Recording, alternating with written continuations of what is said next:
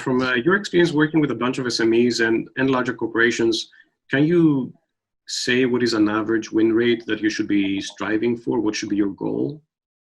The goal should be better than what it was yesterday. I mean, it really does depend on who you are, what kind of company you are. We have clients that come to us, they've never won a bid.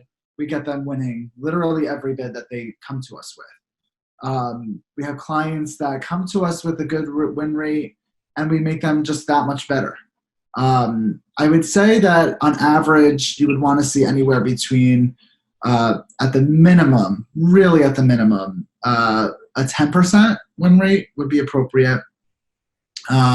But don't let that get you lazy. You know, if you're getting a 10%, you should be striving for 20. If you're at 20, you should be striving for 50. I mean, I don't think that there's ever a chance where you could be like, I'm good. You know, there's always something to improve. So when somebody comes to you and let's say they have a 30% win rate, you take on the challenge to bring them to 50%. What are you looking at as opportunities to make that gap?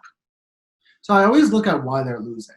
You know, a 30% win rate is great, but you're still losing 70% of your effort. So what I always want to understand is what are, you know, and they'll tell you, evaluators will say, I did not like your pricing. I did not like how, you know, I found that this was not made for us and this was not a good product fit, or you're not local. There's just going to be so much that you can do. I mean, sometimes you're not going to be able to, you know, have a local presence.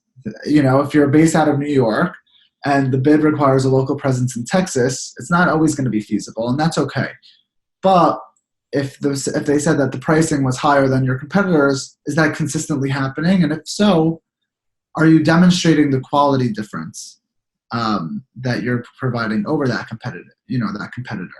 So it really depends. There's a few things that you can really do to increase it, but it varies. And I think the biggest thing is looking at the company as its own company and not categorizing them. You know, figuring out what makes them special, but also what is their biggest challenge.